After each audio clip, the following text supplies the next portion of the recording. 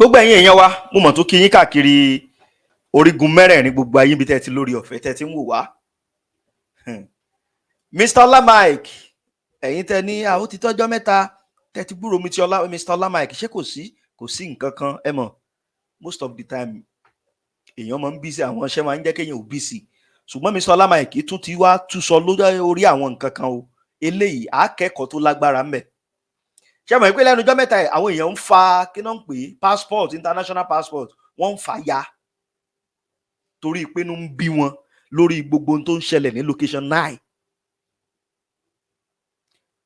gbogbo ọ̀rọ̀ tó wà níbí ó ní ṣe pẹ̀lú ẹ̀ ó ní ṣe pẹ̀lú ọ̀rọ̀ Yorùbá nation ó ní ṣe pẹ̀lú ìrìn àjò tá à ń rìn. ẹ̀yin èèyàn tún ká lọ ẹ tún wá gbà wọn àṣírí tó ṣe kókó tó ṣe pàtàkì tá a nílò tá a gbọ́dọ̀ mọ̀ ṣùgbọ́n mi ò ní gbà wá lákòókò rárá lórí eléyìí. Mr. Mike ẹ kú iṣẹ́ ọpọlọ Ọlọ́run mọ̀ fún yín ṣe.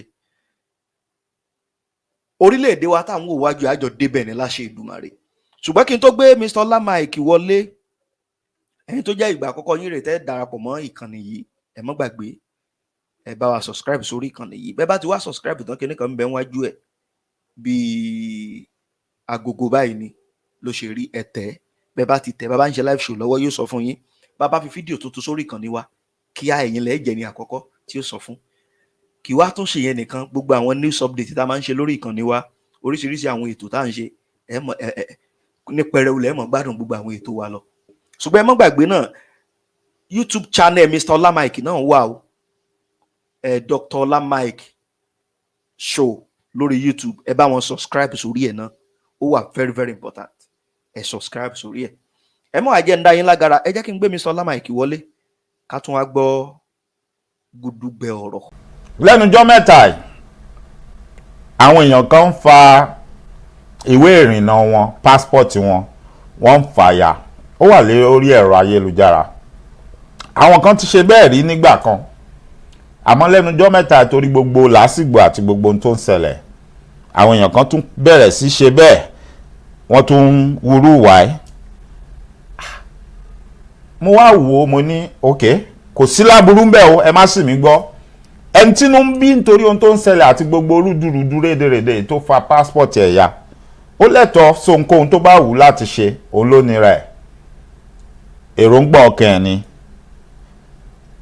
àmọ́ mo fẹ́ jẹ́ kí a ṣàkíyèsí kinní kan mo fẹ́ pe àkíyèsí yín sí kinní kan ẹ rí i pé ọ̀pọ̀lọpọ̀ tó ń fa passport wọn yá yìí kò sí ọ̀rọ̀ ẹ̀yà là ń sọ bóyá Ìgbò àbáwúsá àbí Yorùbá no ṣùgbọ́n ọ̀pọ̀lọpọ̀ wọn ẹ rí i pé ilẹ̀ òkèrè òkè òkun ni wọ́n ń gbé wọn gbé Nàìjíríà òun ló wá mú mi ló ta mí jí pé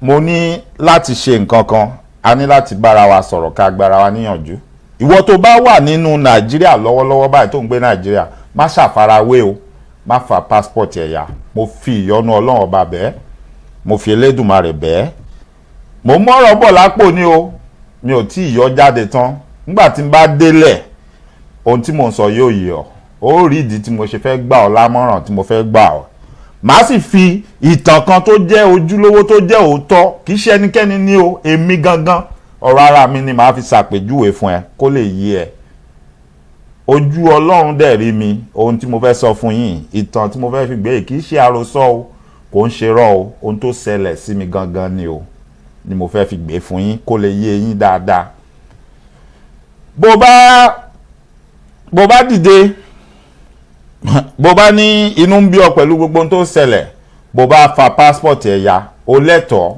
láti fàyà ó tó bẹ́ẹ̀ ó jù bẹ́ẹ̀ lọ bẹ́ẹ̀ ni ó ṣe àṣìṣe ṣùgbọ́n ohun tó burú ń bẹ tó kọ mí lóminú ni pé tó bá fàyà ṣó o ní ìwé ìrìnnà tìlú míì tó fẹ́ máa lò tó bá di hehehe tó di họ́wùhọ́wù oníkálukú ń gbẹ́rù ẹ̀ oníkálukú ń sá lọ ṣó ní ìwé ìrìnnà tí wọ́n fi dá ọmọ tó bá fẹ́ wọ̀lú onílùú toró ṣe kókó ó ṣe pàtàkì o ó dùn ó rọrùn fẹ́ni tó wà lókè òkun bí èmi bí mo ṣe jókòó yìí mo lè sọ fún yín pé ẹja jáde ni ẹ má jà àgbà ẹja ṣègbè ẹja ṣàwo tí wọn pé òkè òkun lèmi wà èmi ní excuse láti sọ fún ọ ìdí tí mi fi ní síbẹ̀ ṣùgbọ́n èmi kọ́ ni mo tì ọ́ sí nǹkan kan o, èmi kọ́ ni mo rán ọ níṣẹ́. Ohun tó wù ọ́ lọ́kàn ẹ̀ tó rò tó fẹ́ ṣe òun ló lọ ṣe at the end of the day. Nítorí pé tí ò bá tọkàn ẹ wá kí ló tó lọ ṣe? Wọ́n lẹ́ni tá a kọ́ níkà tó gbà tinú ẹ̀ ló pọ̀. Àbí bẹ́ẹ̀ kọ́ ni? Èmi wà lókè òkun, èmi ò ní parọ́ fẹ́nikẹ́ni nínú yín. Bẹ́ẹ̀ ni, I'm a citizen of the United States of America. I have my US passport. Likewise, my Nigerian passport. Méjèèjì ni mo ní. Bẹ́ẹ̀ ni. Jẹ́ n sọ kódóró àtòótọ́ ọ̀rọ̀ fún ẹ. Tó bá wù mí tí n bá fẹ́ wá sí Nàìjíríà lọ́la, mo lè má lo Nigerian passport mi. Mo lè mú US passport mi lọ sí Nigerian Consulate. Kí ni kan fún mi ní visiting visa. Mo fẹ́ ṣe vacation lọ Nàìjíríà. Is either they stamp it or they refuse me. Wọ́n á ṣe ìkànnù méjèèjì ni. Nǹkan tó bá fi mú wọn tí wọ́n stamp ẹ̀, mo lè lo US passport mi, mo lè wọ Nàìjíríà, mo lè máa wọlé kí n máa jáde tí nǹkan kò ní ṣẹlẹ̀. The only difference there ni pé mi ò wọlé gẹ́gẹ́ bí ọmọ onílùú, mo ń wọlé bí àjèjì tó wá visit, mo ń wọlé bí ọmọ Amẹ́ríkà. So tí mo ń sọ yọ, àmọ́ wọ́n tó wà Nàìjíríà tó jẹ́ pé passport Nàìjíríà nìkan ló ṣì ní lọ́wọ́. Yes, láṣẹ Èdùmàrè, a máa gbalẹ̀ Yorùbá wa, a máa ní passport ilẹ̀ Yorùbá. Ọmọ Ìgbò máa gba Biafra wọn máa ní passport Biafra. Hausa máa lọ sí Àrèwá wọn máa ní passport Àrèwá láṣẹ Èdùmàrè. Ṣùgbọ́n àti ìdébẹ̀ kò tí ì ṣẹlẹ̀. Ẹ má jẹ́ ká ṣe nǹkan tó lè padà wá di pé ǹbá mọ̀ kí n má ṣe bí mo ṣe ṣe yìí ò báwo mo ṣe wá fẹ́ ṣe báyìí. Ẹ má jà báyàn dárú ẹ̀ lásà. Ẹ má jà tọwọ́ bọ irú nǹkan bẹ́ẹ̀. Mo mọ̀ pọ̀rọ̀ mi ò ti máa yé ọ̀pọ̀lọpọ̀ èèyàn ọlọ́gbọ́n tẹ́ gbọ́n jù mí lọ tẹ́ wà lórí ètò yìí. Ọ̀rọ̀ mi ò ti máa yé ọ̀pọ̀lọpọ̀ yín. Okay, those people that are tearing up or burning their passport, Nigerian passport, they live abroad. They don't live in Nigeria. Which means they have another passport. They have dual citizenship. And if tomorrow they decide to go to Nigeria, they can present their foreign passport at any Nigerian consulate and apply for a visiting visa, which means they can still enter and come out of Nigeria with their foreign passport, as long as the Nigerian consulate grant them the permission to enter on their foreign passport, which means they don't have any problem. But you that you stay in Nigeria, you only have one passport, your Nigerian passport. If you tear it up or you burn it, it means you cannot go out. If anything happens, you are stuck. Dem pe àkíyèsí ẹ̀ sí kinní kan. Kí ló mú ẹ rò yí pé tí wọ́n bá ní lágbájá ṣẹ̀ sílùú, wọ́n sáré mú, wọ́n á sọ pé wọ́n ti gba passport lọ́wọ́ ẹ̀. Even if you have a foreign passport, they will seize all of them from you. You know why? Because they don't want you to go out. They want to keep you in there. Bẹ́ẹ̀ni, because it remains a fact that nobody can change. You cannot go anywhere without a passport, either fake or original. But it is always in your best interest to have an original passport of a country. It has to be original, because let me burst your bubble. The moment you are trying to travel with a fake passport, if you are caught with a fake passport, that is a crime. That is a crime. There is no crime in you trying to escape and travel or run away from your country if you feel you are in trouble. Even if you are caught in a foreign land, you can tell them you want to seek asylum. O lè sọ fún wọn pé okay, ẹ fún mi l'asylum. Wọ́n lè pa ẹ̀mí mi nílùú tá ti bí mi tí mo ti ń sábọ̀, passport mi ni. And they can look at your passport and identify you. By what standard? By the standard set by United Nations. You are entitled to seek for asylum in a foreign country when you feel your life is threatened. Now ask yourself, if you burn or tear up your passport and something comes up, you have to, run for your life. How are you going to do it? How are they going to identify you? Yes, you might get lucky. and say, oh, I was not able to come with my passport. But that would be a long process. It would have been easy if you have a passport. It would be like a straightforward thing. A lot of people come into the US and then they file for asylum. They submit their passport. And most of them get lucky. They get granted. It depends on what you tell them. Oh, somebody is trying to kill me back home. And you get lucky, they allow you. Okay, look at, what's her name? DJ Switch, Nipa Ensas. She's no longer in Nigeria right now. She lives abroad. If she doesn't have a passport, if she doesn't have a way to travel, how will she be able to get out of Nigeria? You can say, okay, I'll go and do another one. What if they already flag your name? Remember now, the internet is so powerful. Every moment you come online and you do something, especially when some people feel like, oh, so you are tearing your Nigerian passport. You are saying it doesn't mean anything. Then you want to come back and say you need a new one, or you can't find it. They will bring out that video and show you, we saw you tearing it up, or we saw you burning it. They can decide not to issue another one, because now they can decide to treat you as a criminal. That's an offense, because that's an official document belonging to that country. Yes, you paid your money to get it.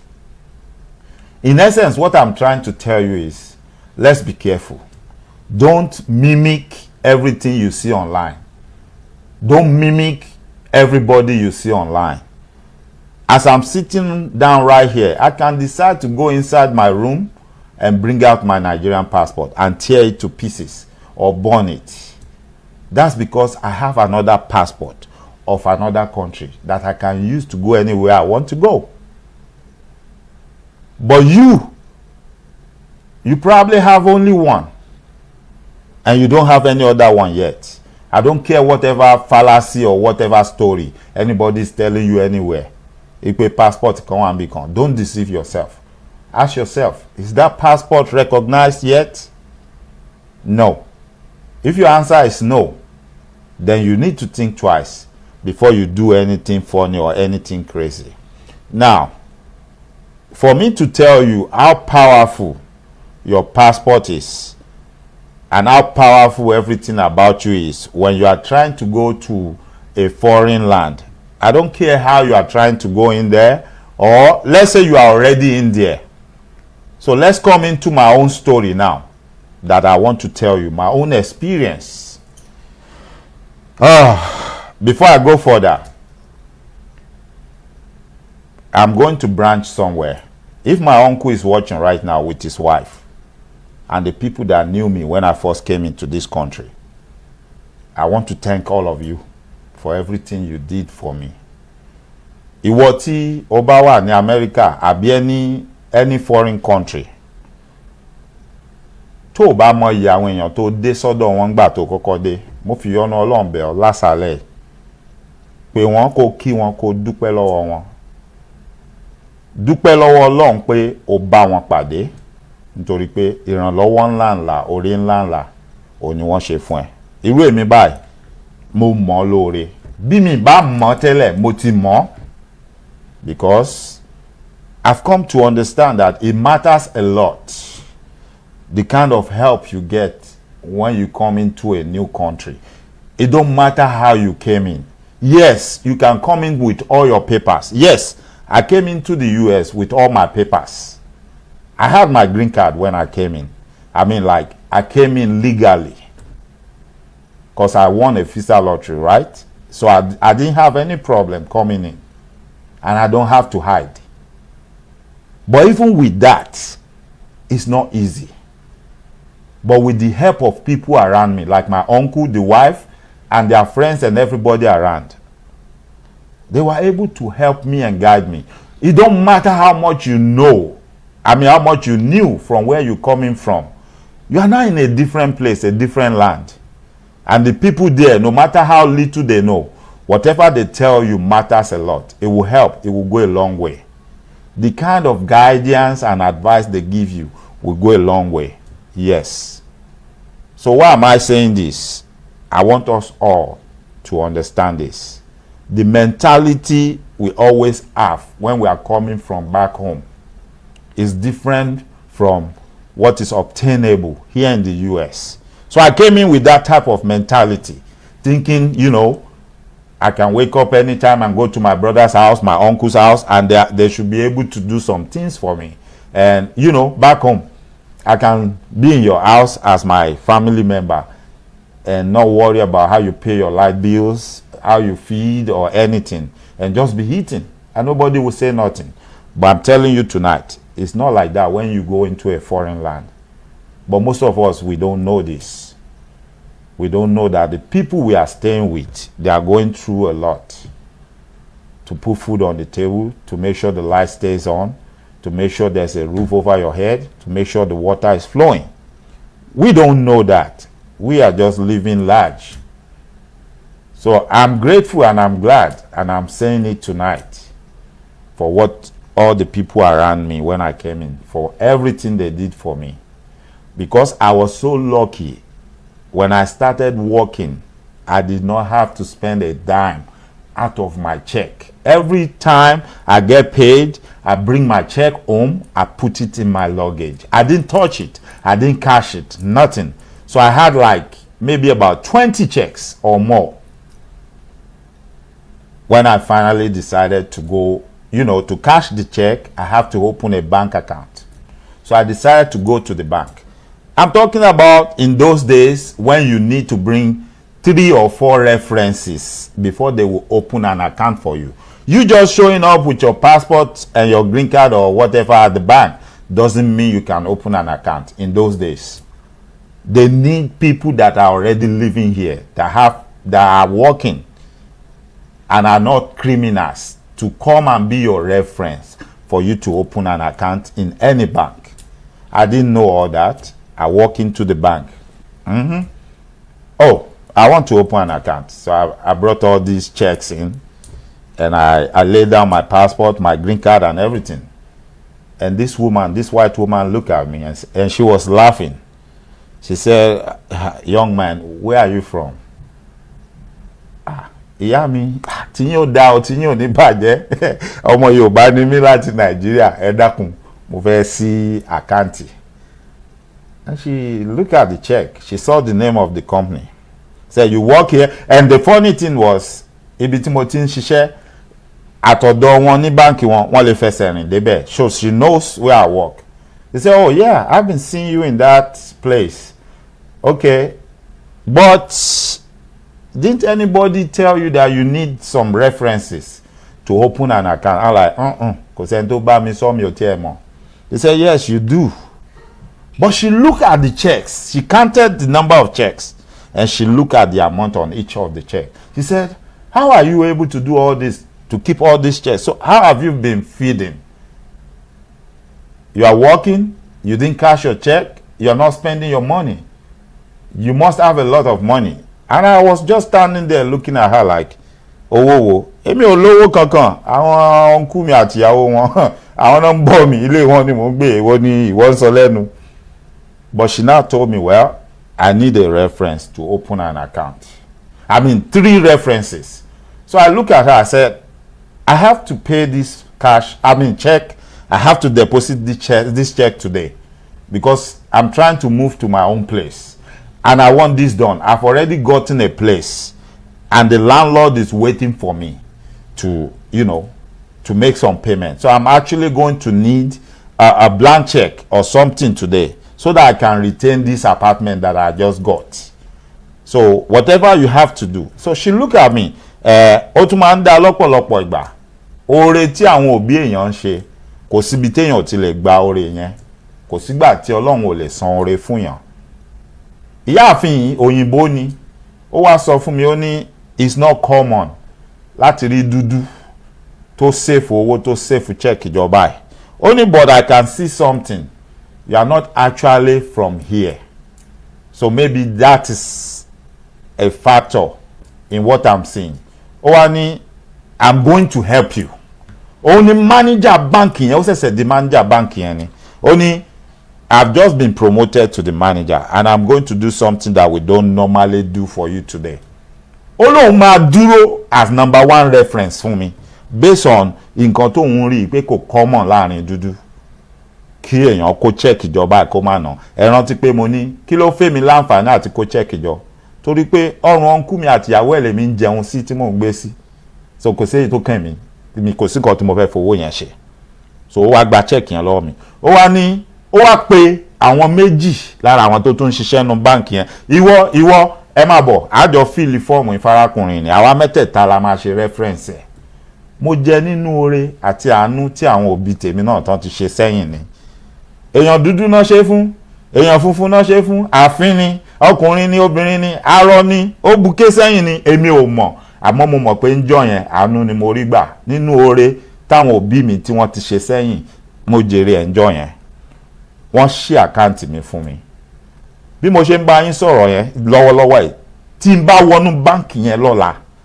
bí àwọn ọmọ mi ìkankanú àwọn ọmọ mi tán bá wọnú báǹkì yẹn àbí ìyàwó mi wọ́n dá wọn mọ̀ níbi tí ìyá yẹn ṣe dé kò ń ṣe báǹkì kékeré o kò ń ṣe pé wọ́n lórúkọ but personally mi ò dẹ̀ lówó débẹ̀ but if I walk into that bank they know me they know my name ìyá tí mo sọ ó ti retire and sìn ó ti bá tiẹ̀ lọ but if I go into there are 3 branches tí mo mọ̀ tí mo máa lọ if I walk into any of them they know me they call me by my name bó o bá mú check lọ́bẹ̀ tó ló fẹ́ gbà they will call me on the phone before they pay you ipe ṣé mi ni mo kọ check they know my signature wọ́n mọ ọmọ mi tó kéré jù níbi tí Ọlọ́run ṣe oore yẹn fún mi dé wọ́n á ṣe àkáǹtì yẹn fún mi níjọ́ yẹn so ìyá yẹn ti mọ̀ mí ṣẹ̀mọ̀ níjọ́ yẹn náà wọ́n make photocopies gbogbo document mi my Nigerian passport my green card kí ni wọ́n tún béèrè lọ́wọ́ mi kí ni ìwé tán fi gbà mí síṣẹ́ níbi tí mo ti ń ṣiṣẹ́ pé ibi tí mo ti ń ṣiṣẹ́ ni so wọ́n ní document yẹn nínú file wọn kí ni ó mú mi lọ bẹ̀ kí ni mo fẹ́ fàyọ gbogbo ìgbà yẹn wá yá mo ní mo fẹ́ join ní iṣẹ́ ológun mo fẹ́ join Navy I want to be a naval officer in the US mo lọ síbi tí wọ́n ti ń gbàyàn síṣẹ́ Navy mo ṣe gbogbo nǹkan tán ní ká ṣe mo ṣe everything mo pass exam okay ó wá débi physical ṣe àwọn pé mi tí mo ṣẹ̀ṣẹ̀ dé láti Nàìjíríà táàmù yẹn tún wá jẹ́ ìgbà òtútù mú so ara mi ò tí adjust òtútù yẹn ò tí mọ́ mi lára so ìgbà tí wọ́n ṣe physical I passed every other thing but my blood pressure was high wọ́n wá sọ fún mi pé torí blood pressure mi tó high yẹn wọ́n ní jẹ́ kí n lọ sí Navy o aládìgbà tí mo sọ fún yín wọ́n sì ogun Iraq àti Iran ó ń lọ lọ́wọ́ ńgbà yẹn bẹ́ẹ̀ ni ìgbà yẹn lógun yẹn ṣẹ̀ṣẹ̀ ń bẹ̀rẹ̀ wọ́n wá ń sọ fún mi pé but àwọn lè gbà fún mi kí n join US Marine àbí kí n join US Army. I told you this some people might think it's a lie. You know why they want me to join the Marine or the Army? Because they want to send me to war immediately. Tọ́ta mi bá máa lọ kú kó lọ kú. Tó bá dẹ̀ máa yè kó yè. Because wọ́n sì prefer kan gbà ẹ wọlé sílùú wọn kan rán ẹ lọ sógun kó lọ jagun fún wọn. Bọ́ wọn nígbà ẹ wọlé kan wá gbé ẹ sí ọlọ́pàá. Ò tí ì dọmọ ìlú wọn, ò tí ì di citizen. Green card ló gbé dání. It is called internal security. They will not put you there. Ara àdí nìyẹn ta fi ní láti gba ilẹ̀ Yorùbá. Ká mọ̀ pé ọmọ Yorùbá ara wa tá a jọ mọ́ra wa àwọn la fi ṣe internal security wa àbí bẹ́ẹ̀ kọ́ ni òun la fi mọ̀ pé we are safe. It's not that I'll be talking to a policeman in Yoruba land and that policeman doesn't understand my culture, he doesn't understand me, which means he can do anything with me, he can play any game. Mo yà síbẹ̀ yẹn náà ni ẹ jẹ́ ká padà sójú ọ̀nà. So wọ́n wá sọ fún mi wọ́n ní high blood pressure tí mo ní yẹn the only way tán lè fi wave ẹ̀ fún mi kàn jẹ́ kí n máa lọ àfi tí n bá máa lọ sí Marine àbí kí n lọ sí Army. Gbogbo àwọn tá a jọ wá tá a jọ sẹ̀sán tá a jọ ríra wá ń bẹ̀ àti àwọn tó jẹ́ Africa America tá à ń pè lákàtà bí àti funfun wọn tá a ti dọ̀rẹ́ tá a jọ pàdé lóòtẹ́ tán kó wá sí inú wọn dùn tó ń ṣe yes I want to be a marine, I'm going to war. Èmi ń wora mi pé war báwo, marine báwo. No, I want to go to the navy. Navy yẹn gangan ló wù mí, òun ni mo fẹ́. But they told me because of that blood pressure. Now there was this Nigerian woman among the panels, àwọn tí wọ́n ń ṣe physical check-up yẹn fún wa. She's a medical doctor and she's from Nigeria. Olúwa sọ fún wọn ní wait a minute, leave this guy alone. He just came from Nigeria. The change in atmosphere, the change wípé òun ló ń affect body temperature, kò tí acclimatize, kò tí ara ò tí wà use mọ́ weather, òun ló jẹ́ kó ní high blood pressure. Wípé àwọn òṣèṣẹ́ máa rí irú ẹ̀. Wípé a lot of people from Africa, when they just come in, tó bá dìgbà winter, there is every tendency they will have high blood pressure.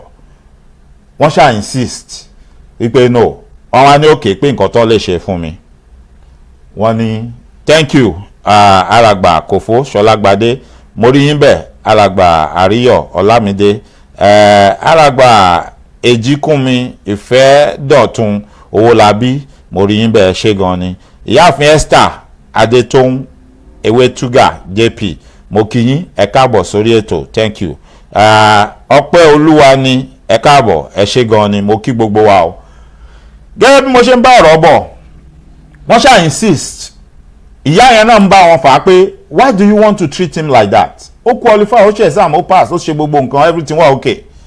Ṣé bẹ́ẹ̀ wéèfù fún other people tí wọ́n jẹ́ ọmọ ìlú yín? They insisted. Ìgbà tọ́rọ̀ yẹn fẹ́ di wàhálà, recruiter mi tó mú mi lọ, ó wá lọ bá wọn ṣe meeting, wọ́n wá padà wá, wọ́n ní okay, wọ́n ní this is what they need me to do. They want me to go back. Wọ́n wá ní kí n lọ máa lọ sí fire station tó bá súnmọ́ mi, kán máa bá mi ṣe temperature, kán máa bá mi wo blood pressure mi, kí n máa lọ láàárọ̀, kí n lọ lọ́sàn-án, kí n dẹ̀ lọ nírọ̀lẹ́, kán máa record mẹ́tẹ̀ẹ̀ta, wọ́n fún mi ní paper kan, kán máa bá mi record ẹ̀ síbẹ̀, kí n keep ẹ̀. Ìpè so tó bá yá, wọ́n máa pè mí, màá wá mú wá. If it is okay, wọ́n máa jẹ́ kí n máa lọ. Okay, mo kọjá, mo pè ya tó bí mi lọ́mọ, mo sọ fún wọn. You know what my mom told me? Mom mi ní tó bá jẹ́ fẹ́ Ọlọ́run ni, ní blood pressure ọ lọ. Ṣùgbọ́n tán bá ti ní ológun blood pressure ni, tẹ́mi rẹ̀ ò sì ṣe army àti marine. Mọ́ kánjú o, lọ wáṣẹ́ mi nǹkan lọ máa ṣe. Mo padà sílé, mo padà síbi iṣẹ́ mi torí mi ò fi ṣẹlẹ̀, mo ń ṣiṣẹ́ mi lọ. Ṣé wá rí within the time tí mo fi lọ ṣe blood pressure tí mo ń lọ bí iṣẹ́ mi tí mo ń ṣe, mo ráàánú gbà lọ́dọ̀ Ọlọ́run gidi gan. Ọ̀pọ̀lọpọ̀ gan tó mọ̀ mí gbà tí mo dé Amẹ́ríkà tí wọ́n jọ mọ̀ ìlú yìí, ìgbà tí wọ́n padà rí mi láàrin oṣù 6 tí mo ń dágbé tí mo bẹ̀rẹ̀ iṣẹ́, wọ́n máa ń wò mí ni pé àbíwọ ọ̀gbẹ́ni tá a rí tó máa ń gun kẹ̀kẹ́ lọ bí iṣẹ́ ń gbà ńkọ́ ìní torí bí iṣẹ́ mi ò jìn púpọ̀ sílé, àbíwọ ikọ́ ìní because láàrin oṣù 6 mo ti ra mọ́tò tí mo dẹ̀ ń lò ó dáa, ó ṣe wò lójú. So they were wondering like lẹ́nu gbàwo sígbàwo, ṣé wá rí ìyá òyìnbó tó wà ní báǹkì yẹn, ó máa fẹ́ràn mi o. Every time tó bá ti rí mi inú ẹ̀ máa ń dùn ní, a máa ní I just love to see you. Kódà ó ṣe é débi pé ó lóun ti adopt mi pé mo ti di ọmọ pé because mo jẹ́ kóun rí another side dúdú pé kò sí nǹkan kan tó wrong pẹ̀lú dúdú. Níbi tí Ọlọ́run kẹ́ mi dé, tí mo rójú rere Ọlọ́run gbà, tí mo ráàánú gbà. Mo wá ń lọ, mo wá ń bọ̀. So torí bí gbogbo nǹkan ṣe wá rí fún mi yẹn, ṣé mọ nǹkan tó ṣẹlẹ̀? Mo wá lọ bí iṣẹ́ ńjọ́ kan, kí n tó ti bí iṣẹ́ dé, wọ́n lọ fọ́ ilé mi. Wọ́n fọ́ ilé mi. Yes, ó lè fọ́ ilé mi. Wọ́n kó gbogbo nǹkan tó dánú ilé mi. Mo wá ní luggage kan. Luggage mi tí mo gbé wá láti Nigeria ni. Inú ẹ̀ ní gbogbo credentials mi. Nigerian passport mi. Green card mi. International driver license tí mo kọ́kọ́ ń lò kó tó di pé mo gba US driver license. Ó wà nú ẹ̀. Mo ra àwọn jewelries kan tí mo fẹ́ kó ránṣẹ́ sí mọ́mì mi. Mo kó sínú ẹ̀. Aago ó wà nú ẹ̀. Àti àwọn aṣọ tí mo rà tí mo ní tí bá rẹ́ni tó ń lọlé màá kó ránṣẹ́ sí mọ́mì mi. Gbogbo ẹ̀ wà nú ẹ̀. Àwọn aṣọ native tí mo kó wá wọ́n wà nú ẹ̀. But mo ti ní padlock, ṣé máa wọn padlock tá a máa fi ń ti luggage tá a bá fẹ́ travel yẹn ó wà lẹ́nu ẹ̀. So ó dàbí pé gbà tẹ́ni yẹn fọ́ lẹ́kùn tí wọ́n wọlé tó fọ́ gíláàsì sliding door tó máa ń wà lẹ́yìn ibi kitchen yẹn òun náà fọ́ wọlé. Wọ́n ń kánjú pé gíláàsì táwọn fọ́ bóyá àwọn tó wà nísàlẹ̀ wọ́n máa gbáriwo, ó ṣeé ṣe kán ti pọlọ́pàá àbí kéèyàn kan fẹ́ yọjú. Wọ́n kàn gbé lọ́gẹ́jì yẹn bẹ́ẹ̀ torí pé wọ́n rí sí, wọ́n gbé gbogbo ẹ̀ lọ, gbogbo credentials mi ó wà nù ẹ̀. So gbà tèmi ti bi iṣẹ́ dé tí mo rí nǹkan tó ṣẹlẹ̀, mo pe landlord mi, mo pe ọlọ́pàá. Ọlọ́pàá dé, wọ́n ṣe report, wọ́n rí everything. Now mo ti ń débi tí ẹ ti máa understand pàtàkì tó wà attach mọ́ passport àti ibi téèyàn ti wá. Mo ti ń débẹ̀, mo fẹ́ ká farabalẹ̀ kó lè yé gbogbo wa dáadáa. Ẹ rántí pé mo ní olè fọ́lé, mo pe ọlọ́pàá. Ọlọ́pàá wa wọ́n document ẹ̀. That's one thing they have in America. Bá a ṣe ń sọ̀rọ̀ lẹ́ni tí n bá lọ sí city yẹn lọ́la, wọ́n ń pe bẹ̀yẹn ní Palmetto. Tí n bá lọ bẹ̀ lọ́la, tí n bá ní mo fẹ́ kí wọ́n bá mi púlù rẹ́kọ̀dù kéèsì yẹn jáde, wọ́n máa púlù ẹ̀ jáde. Gbogbo nǹkan tán kọ síbẹ̀ ń jọ yẹn wọ́n máa print ẹ̀ jáde fún mi. Kì í ṣe pé ó máa dàwátì pé wọ́n ní rí mọ́, wọ́n máa wá jáde fún mi. All I have to do is go there, tell them what I want, if I remember the date, and then tell them my name, and tell them the apartment number, the address. Wọ́n máa púlù ẹ̀ jáde lórí rẹ́kọ̀dù wọn, wọ́n dẹ̀ máa print ẹ̀ fún mi.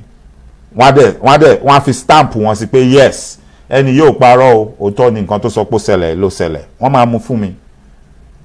So wọ́n document everything, wọ́n ṣe gbogbo nǹkan tó fẹ́ ṣe, wọ́n lọ. Now time tó yẹ kémi padà lọ sọ́dọ̀ àwọn navy ó ti wá tó. Ẹ máa wo nǹkan o, ìgbà tí mo kọ́kọ́ lọ wọ́n ti gba gbogbo àwọn document mi, wọ́n ti photocopy ẹ̀, ó wà nù file tí wọ́n create fún mi nígbà tí mo bẹ̀rẹ̀ exam tí mo ṣe gbogbo ẹ̀. They have all my document, everything necessary, photocopies of my credentials from primary up till tertiary institutions tí mo lọ, gbogbo ẹ̀ wà lọ́wọ́ wọn. Copy of my passport ó wà lọ́wọ́ wọn, copy of my green card ó wà lọ́wọ́ wọn. But remember now, o lè ti gbé original lọ. Àtàrà original yẹn làwọn ti ṣe photocopy tó wà lọ́wọ́ wọn. Wọ́n dẹ̀ rí, wọ́n mọ̀ pé àwọn làwọn gba original táwọn fi ṣe photocopy. You know, when I went back and they process all my stuff and they say, oh, we are ready to send you back, so you are going to the camp wà lọ bẹ̀rẹ̀ training. But you know what they ask for? Wọ́n ní kí n lọ kó original gbogbo àwọn credentials mi yẹn, wọ́n ní kí n lọ kó wá. Ibi tí problem ti bẹ̀rẹ̀ nìyẹn. So I now told them pé mi ò ní mọ̀, ṣebí mo di fún yín jọ́ kínní àná, any photocopy now. Ó dẹ̀ gbé file mi ó fi hàn mí bá, ó ní yes, we have all the photocopies, they are right here. Ó dẹ̀ ṣe ó fi hàn mí. Ó ní but I need the original copies to verify again before we finish processing your files. Mo ní olè fọ́lé mi, olè ti gbé luggage lọ, inú ẹ̀ ló wà. I can bring you the police report. Ó ní police report. Ó ní kí ní sùúrù. Ó dìde ó lọ, ó padà dé, ó ní òun sorry. Ó ní mo lè mú police report wá, ó ní but that will not help.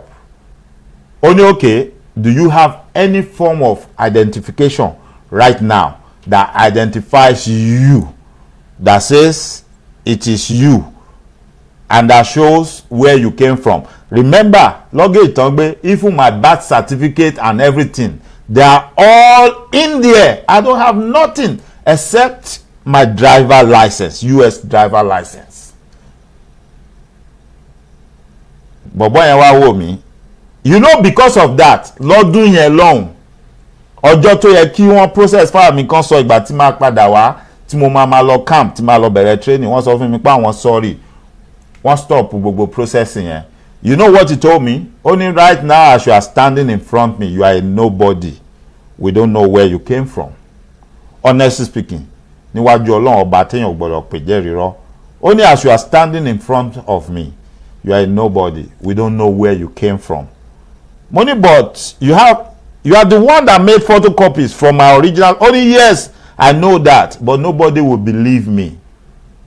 You need to bring it again. I need to make fresh copies because this is like we are just processing you now. And I really can't prove that you came from Nigeria. I need that your Nigerian passport.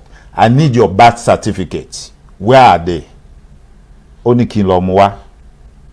Ìgbà táwa ń rojọ́ ó ní wẹ́ ó ní ṣèbí Nàìjíríà ní consulate l'Amẹ́ríkà ó ní kí n lọ bẹ̀ náà ó ní kí n lọ complain kí n lọ report ara mi kí n lọ gba passport mi ó ní tí wọ́n bá ti fún mi ní passport mi kí n padà wá. You know, I had no choice. Ìjọ yẹn ni mo kọ́kọ́ mọ̀ pé the Nigerian Consulate in Atlanta is as useless as anything. Mo bá bọ́ sí online, mo bá mú nọ́mbà wọn, mo bá ń pe Nigerian Consulate. The phone just kept ringing. The phone just kept ringing. Nobody picks the call. Mo pè wọ́n like that for a whole month, every day. Every little time tí n bá ní mo máa pè fóònù yẹn máa ring, nobody picks that phone. Ní yíyà yẹn, even up to now àwọn èèyàn sọ fún mi pé bẹ́ẹ̀ náà ló ṣiṣẹ́ rí. I was calling, you know. Ìgbà tó wáyá mo ní okay, I might have to go there. I went there. You know, okay, kí n tó lọ bẹ̀ mo wá lọ sí bank. Ìyá báǹkì yẹn, ìyá òyìnbó yẹn, ọjọ́ tó lè fọ́ lé mi mo lọ bẹ̀ torí mo lọ báǹkì lọ gba owó. Àwọn owó bíi cash tí máa ń ní pé kí n ná inú luggage tán gbé lọ yẹn owó wà bẹ́ẹ̀. So mo lọ bank, mi ní choice, mo sọ fún mo ní láti gba owó yẹn dẹ̀ máa pọ̀ díẹ̀ pé ó lè fọ́ lé mi. Ó ní really? Police station Palmetto yẹn kò dẹ̀ jìn síbi báǹkì yẹn. Ó wá ní ṣé mo report, mo ní yẹ́ mo lọ́lọ́pàá wá, mo ní bọ̀ nǹkan tó ń sọ, mo ní kò yé mi. Mo ló dà pé wọn ò fẹ́ treat case mi dáadáa torí pé mo jáfríkò. You know, this woman stood up. Ó ní kí n tẹ̀lé òun, ó gbé mi sínú mọ́tò, ó sì gbé mi lọ bá ọ̀gá ọlọ́pàá tó wà ń bẹ̀. Ó dẹ̀ ń bí ní question níwájú mi. Ó ní bọ̀bọ́ yìí sọ pé òun mẹ́ni tó fọ́ lé òun torí mo padà mẹ́ni tó fọ́ lé mi. Yes, boy funfun kan tó ń gbé ọ̀dọ̀ àwọn neighbor mi nísàlẹ̀ òun ló fọ́ lé mi. Even gíláàsì tó yá lọ́wọ́ ńgbà tó fọ́ gíláàsì ojú ibi tí gíláàsì ti yá ó wà lọ́wọ́ ẹ̀. Mo ní bọ̀ tí wọ́n ṣe nǹkan kan torí èmi máa ń wò pé gbogbo nǹkan tá à ń wò ní orí TV tí wọ́n ní forensic files tán bá ti rẹ́jẹ̀ wọ́n ṣe DNA ojú yẹn lèmi fi ń wò. Èmi ò mọ̀ pé kò rí bẹ́ẹ̀ yẹn, ó tún ní process.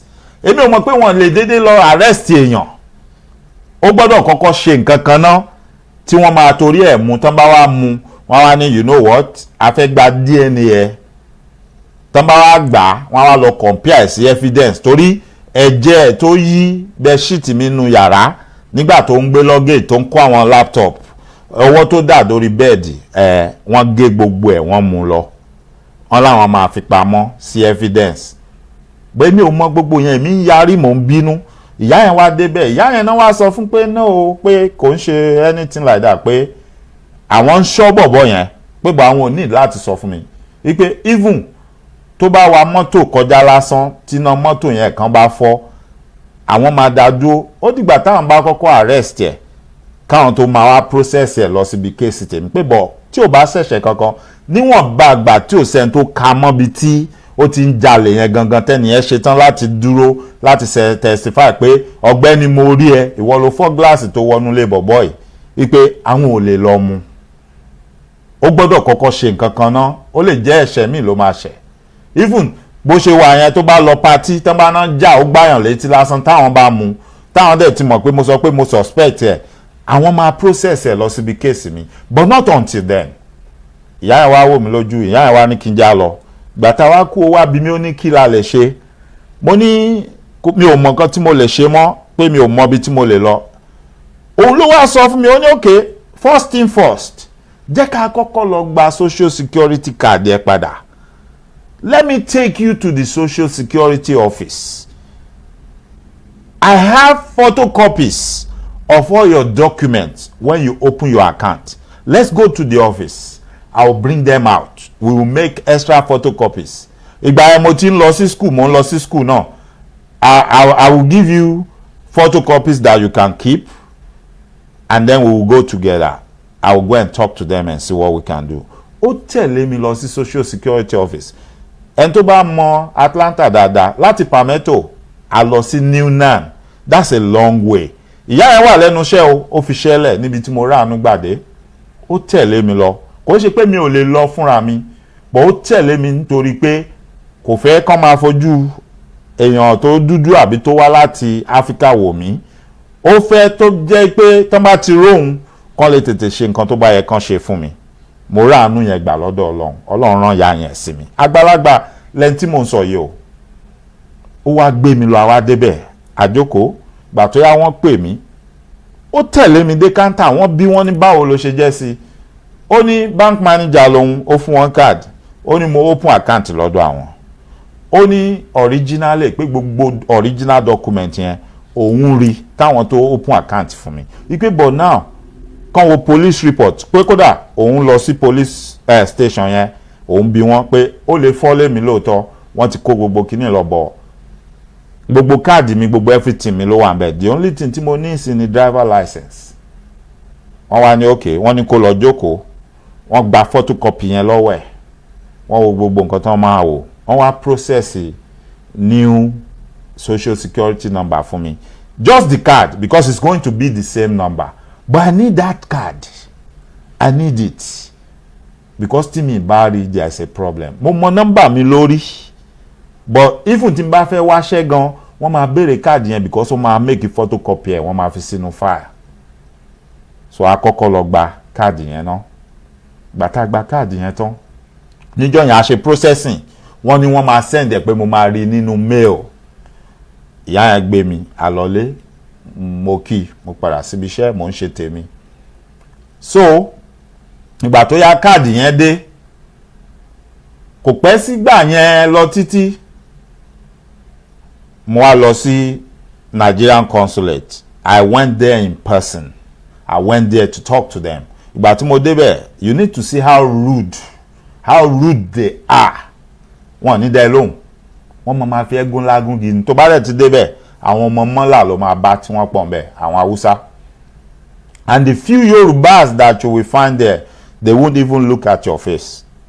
Wọ́n á gbójú wọn á ṣe bí pé wọ́n mọ̀ ẹ́ ni. Káńtà ibi tó máa ti lọ báyàn sọ̀rọ̀ gan ibi tó tún burú fún wọn dé tó lè dé Chinese ni wọ́n gbé síbẹ̀ and that Chinese will treat you like a trash in your own consulate. Ibi tá a pè ní consulate Nigeria number one wọ́n kọ́kọ́ ṣe àṣemáṣe wọn gbé ọmọ Nigeria síbẹ̀ wọ́n gba àjèjì Chinese síbẹ̀. That Chinese now have that effrontery.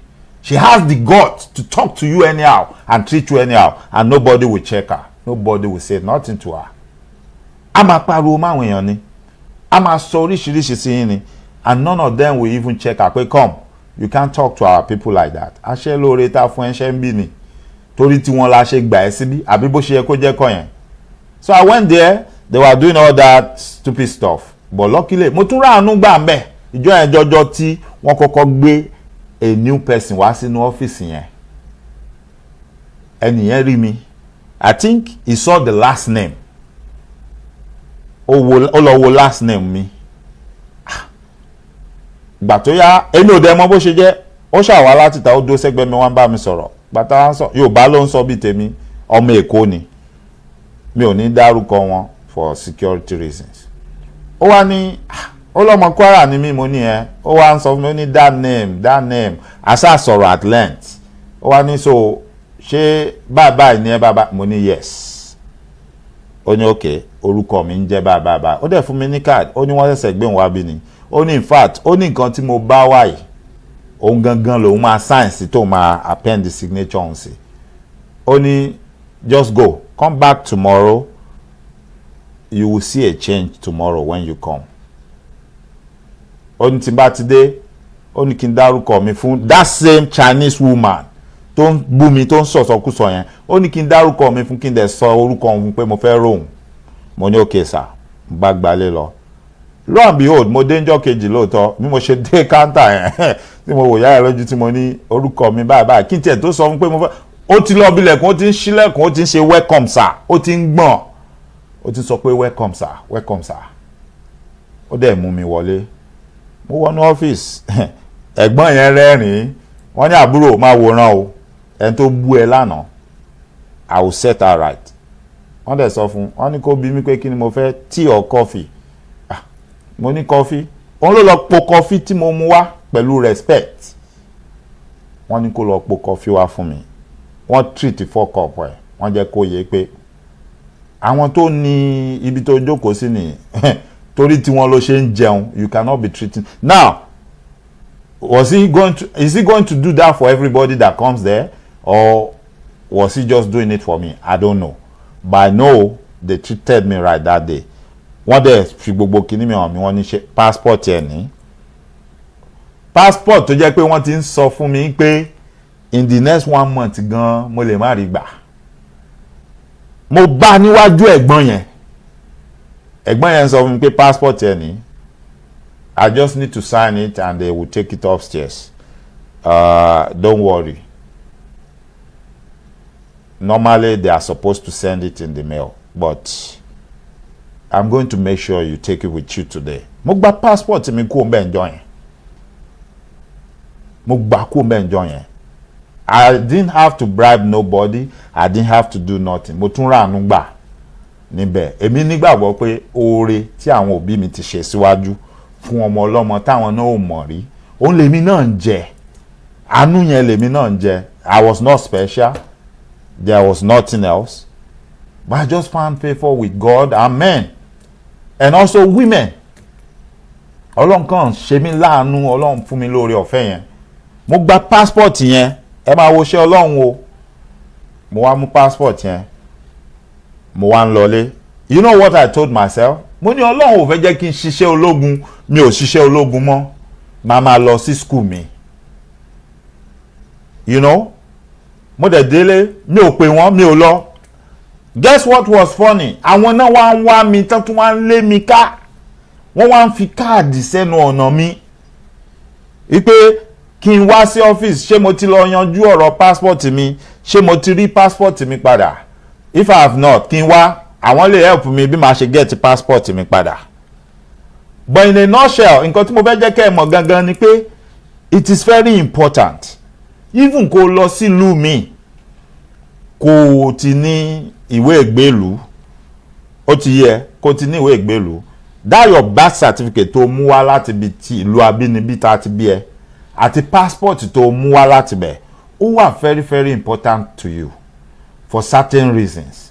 Àwọn iṣẹ́ kan wà tó máa lọ fẹ́ ṣe, they will tell you, we want to know where you came from. Ọ̀rọ̀ pé o mú photocopy kọ́, we want to see the original. Because I remember vividly, he told me that day, you are like a John Doe right now. You are a nobody. A military man, that was what he told me. He said, you are a nobody. We cannot put you in the military. We need to identify you. Money, but you have the photocopies. Only no. That doesn't count now. I have it then. Yes, you brought it, but now you are telling me it's stolen. You brought a police report. But I cannot bring you into the military this way.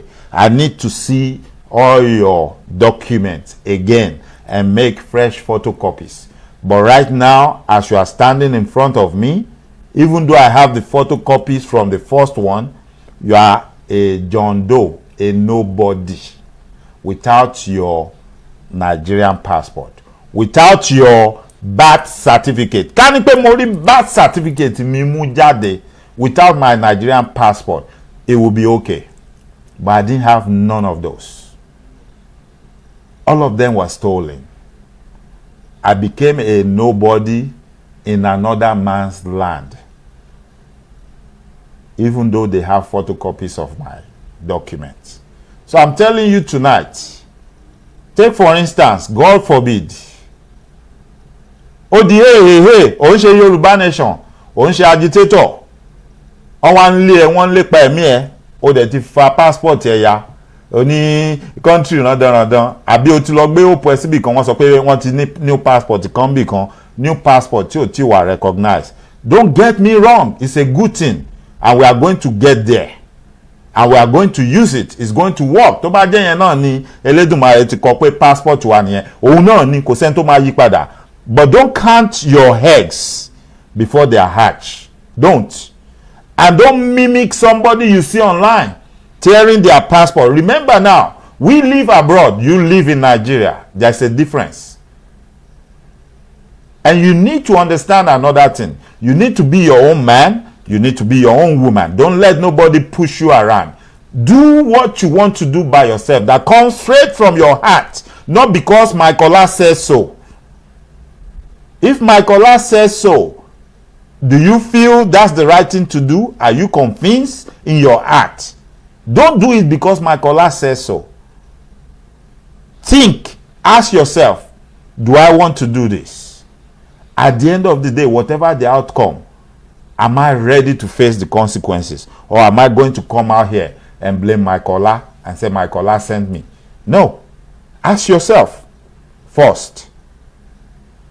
Because as far as I'm concerned, if I don't believe in what you are saying or what you are doing, I don't care what you say. And I don't care who you are. You cannot move me. And you cannot make me do anything that I don't want to do. When I do something, it's because I'm convinced in my heart. I have that conviction that it is the right thing. It is what I want to do. Not because everybody is doing it. Not because somebody cajole me or somebody brainwash me. I'm a man of myself. And I try to train my children that way. Don't let nobody push you around. Don't let nobody tell you what to do.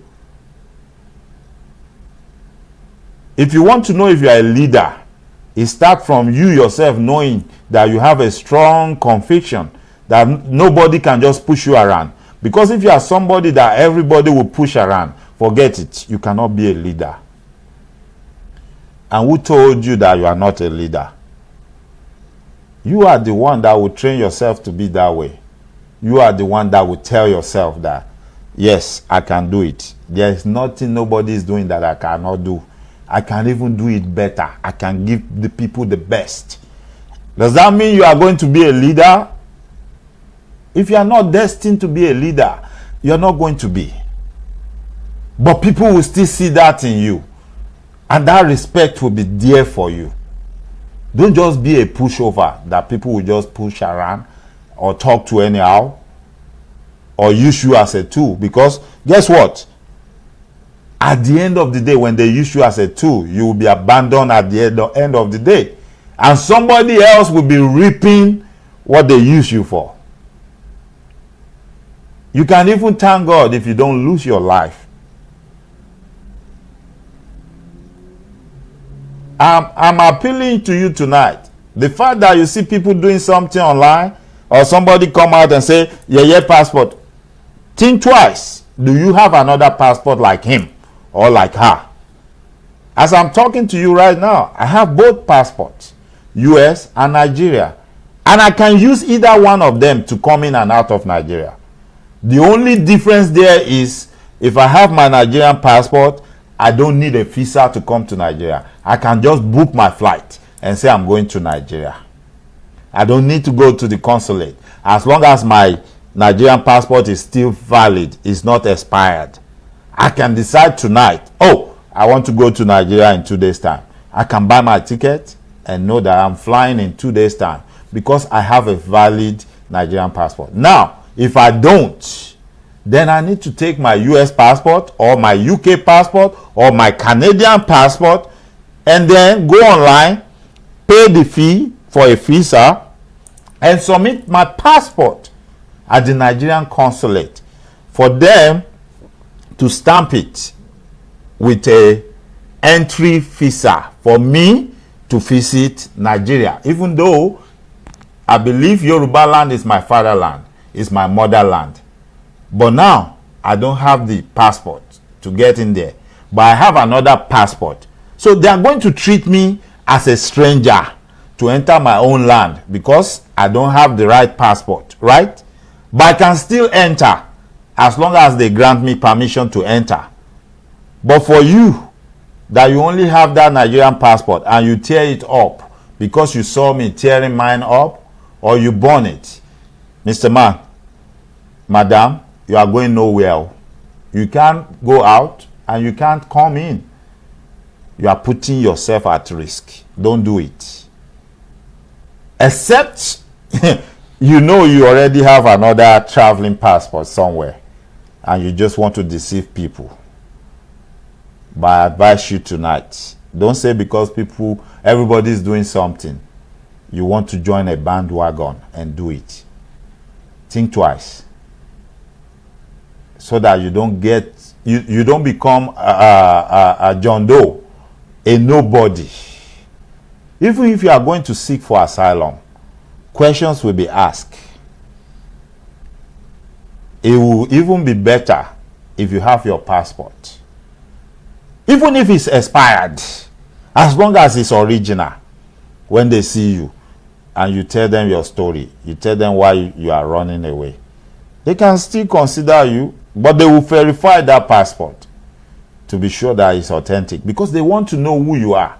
Especially nowadays that we have ISIS, terrorists and everything all around. Nobody just want to bring anybody into their country without knowing who they are or where they are coming from. If not that Nigeria is what it is, you know, they do background check for you when you come into all these countries. They try to make sure they are not bringing criminals into their country. A lot of people are looking for jobs, high-paying jobs, and they lost out. You know why? Because they are calling the schools they claim to have attended in Nigeria, and because we don't have that kind of organization where they can verify these schools online or call the schools and get the right information, they kept calling. After a month, they tell you, well, we couldn't reach nobody to confirm your credentials from that school. We're sorry, we're going to resign this offer, or we're not going to make an offer, because we couldn't confirm everything you said. Thank God it's getting better now. Some schools, now there are some schools that are recognized now. Like, you bring your credentials and they see them, they already know how to go about it, where to go, how to verify them. But not all schools. Same thing goes for some places where you work in Nigeria. They can't reach nobody. These are all the things we are talking about, that these things need to change. Things need to change. But at the same time, while we are working towards this, please, please, don't let anybody deceive you to put you in trouble or to jeopardize your safety. You still need your passport.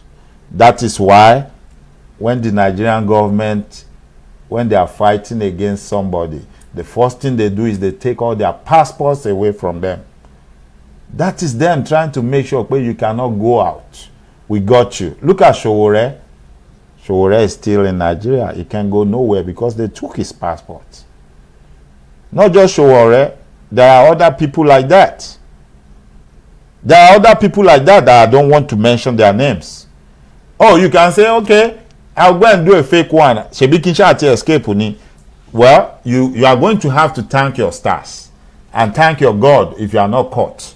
Because if you are caught with a fake passport, you are committing another crime. You are committing another crime. So you are better off having your original passport. The moment you tear it up or you burn it, and they know you did that, they can flag your name and tell them, don't issue a new passport to him or her. So we want to see how he or she is going to get out. Find the address, because he has committed a crime. Send the DSS or send the police to go and arrest him. So where are you going to go? How are you going to escape when you don't have a passport? Even if you want to run away. Even if you run into Cotonou, if you like walk, if you like ride motorcycle and enter Cotonou, just pray to God that one day you don't get stopped by the police and they're asking you who you are and they want to identify you. How will you identify yourself? But if you have your passport, you can easily identify yourself. Worst case scenario, they will tell you, you are not supposed to be in here. And then you tell them your story. Well, some people are trying to kill me. I'm trying to run away for safety. Okay, I want to seek asylum. That's a different story. That's a different case. It's different from you are a nobody. They don't have anything to identify you. So let's think twice. Yes, the people that are doing it, I'm not saying they are wrong. They are entitled to whatever they are doing. I can do likewise. But what I want you to understand is, I have dual citizenship. I have another passport that is not a Nigerian passport. So if you only have a Nigerian passport, don't try to be like me and tear up your Nigerian passport because you don't have another one. If you have to travel, you still need that passport. In as much as we have not got our Yoruba nation and the world has not recognized that, you don't have another passport yet. You don't. Don't deceive yourself and don't let nobody deceive you. Because ask yourself, if you say, oh, I have another passport, can you travel with it? Will it be recognized? Ẹ jẹ́ ká yára wa ń brain o. Ẹ má gbàgbé mo sọ pé àṣálẹ́ tẹ́lẹ̀ ohun tí mo fẹ́ jáde tí mo fẹ́ wá sọ̀rọ̀ nípa ẹ̀. Ọ̀rọ̀ ohun tó ń ṣẹlẹ̀ láàrin àwa àti àwọn ẹ̀yà Ìgbò. But torí pé ọ̀pọ̀lọpọ̀ àwọn brothers wa àti sisters wa wọ́n ń sọ̀rọ̀ nípa ẹ̀. Mo ti fìyẹn lẹ̀ pé tó bá di lọ́la lórí ètò lọ́dọ̀ ìyáàfin ìyá wa Fúnkẹ́ Ìyálájé ibẹ̀ lẹ ti pàdé mi lọ́la ní aago 2 ọ̀sán Eastern Time ó máa jẹ́ aago 7 alẹ́ nílẹ̀ Yorùbá bẹ́ẹ̀ ni aago 7 alẹ́ nílẹ̀ Yorùbá ó máa jẹ́ aago 2 ọ̀sán ti tèmi níbí báyìí nítorí pé Eastern Standard Time là wá ń lò aago 7 alẹ́ lọ́la ọ̀dọ̀ ìyáàfin Fúnkẹ́ Ìyálájé lẹ ti pàdé mi mo wá fẹ́ fi ìkéde síta gbogbo ẹni tó bá mọ̀ pé torí mo ń rí àwọn nǹkan kan lẹ́nu ọjọ́ mẹ́ta yìí mo ṣì wà lórí ọ̀rọ̀ tí mo sọ gbogbo ẹni tó bá rí nǹkan kan nípa àwọn tí àjọ rìnrìn àjò Yorùbá Nation yálà bàbá Akíntóyè ni àbí olóyè Sunday Adéyẹmọ Gbowósà àbí kankan nínú àwa sọ̀rọ̀sọ̀rọ̀ tí àwọn èèyàn kan ń pè ní ọ̀dàlẹ̀ àbí tí wọ́n sọ pé a fẹ́ jẹ́ kí nǹkan lọ síwájú tẹ bá rí àtẹ̀jáde kankan tán bá gbé jáde bóyá wọ́n ní ẹnìkan kọ lẹ́tà àbẹ́nìkan sọ̀rọ̀ àbí nǹkan kan kẹ́ tó máa bá wọn dá sí àbí kẹ́ tó máa sọ mo fẹ́ bẹ̀ yín ẹ kọ́kọ́ wá díẹ̀ náà kí ni authenticity what's the authenticity of that letter where did it come from who wrote it who brought it out ẹ kọ́kọ́ bira yín níbèrè yẹn náà ẹ wo source ibi tí kinní yẹn ti jáde wá before you start posting it or helping them to disseminate such false information because at the end of the day ìwọ gan sọ̀rọ̀ ẹ lórúkọ pé onírọ́ ni ẹ́ ó máa hard fún anybody láti wá ta irọ́ fún mi because tó bá gbé wá I will not debunk it but I will go and check it má lọ check the source má bi any question until I find out the truth before I will talk about it or do anything about it. It's not about defending anybody. And it's not about working for anybody. Like I said, people do say everybody has a price. And just for the sake of not going into any argument with nobody, yes, I have a price. But nobody can pay my price. You cannot pay my price. You know why? Because if my price is to satisfy all the over 60 million Yoruba people, and you want to offer me, just me alone, $50 billion, and you think that is my price, then you should be ready to pay that over 60 million Yoruba people the same amount, each and every one of them. That's why I said I'm not going to argue with you like, oh, you can't pay my price or I don't have a price. Okay, I agree with you because people love to argue. Oh, everybody has a price. Okay, I have a price. But whatever price you are paying me that will satisfy me, then you should be ready to pay it to all other Yoruba indigenes that I'm standing for, that I'm talking for, that I'm speaking for. If you cannot do that, you don't have my price. You cannot pay my price. That is my own stand. And most often people think this is about fighting each other. It's enmity. Or we are no. I'm not arguing with nobody. I don't have any enmity with anybody. But if you lie against an elderly person, or you think you can bastardize an elderly person by lying, and you say you have a leader, I will call your leader out, because your leader is not a good leader. If that leader is a good leader, they should call you to order and tell you to stop it. Bring out facts. Bring out evidence. Talk based on facts, based on evidence. And I'm talking about verified and verifiable evidence. Not just something somebody cook or some beer parlor talks and then just come online and start shouting, yelling, saying you are saying something. Kept repeating the same thing all the time. And at the end of the day, you're not getting nothing done. You're just making noise. It don't make sense. It don't make sense. Nobody is fighting nobody. We're just telling one another, let's do things the right way. And if it is not right, it is not right. It can never be right. The fact that I can shout and yell or curse people out doesn't make me, the person saying the truth. The fact that I can tell lies about people doesn't make me, the righteous person. It only makes me a fool that people are watching as a fool, but I don't know. Yes. You keep watching, I've told you. Have you seen the difference now? The election is over. Where are the crowds? Where are the ones shouting and yelling? So where are they now? Yes, there are still few of them out there. But I give you the next, by the middle of next month, watch what will happen. All of them will fade away totally. You will not see them again, because by then they will be done. But now some of them are still hanging around because they still don't know what is going on or what is going to happen. So they are still trying to keep the status quo, like, ẹ ti jà lọ, ẹ jẹ́ ká ṣe máa tàn wọ́n, kán ṣe máa jàjà wọn lọ. But very soon, ó máa yé ọmọ tó ń sunkún, ó máa yé ìyá ẹ̀ tó ń rẹ̀ dákẹ́. Ẹ wo, ẹ̀yin èèyàn mi, ọ̀pọ̀ ọ̀rọ̀ kágbọ̀n o, wọ́n láfẹ́fẹ́ ló máa ń gbé lọ. Ó jẹ́ gẹ́gẹ́ bí atótónu mi láṣálẹ̀ yìí, mo wá gbà wá níyànjú ni, mo wá bẹ̀ wá. Má tẹ̀lé èèyàn o, pé torí lágbájá fa passport ya, máa fa tèmi ya. Torí kinní kan tàmẹ̀dú ṣe kinní kan. Irọ́ o, pé àrònú ẹ, kó pe ọ̀dọ̀fínú ẹ, kó bi rẹ̀ léèrè.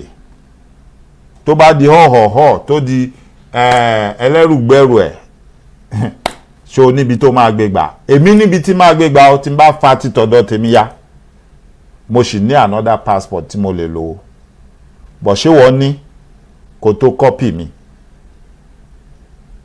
I will always tell you the truth. I can come here and say or do some things. But personally, ask yourself, before you do what I'm doing or say what I'm saying, do you have what it takes when it comes down to it?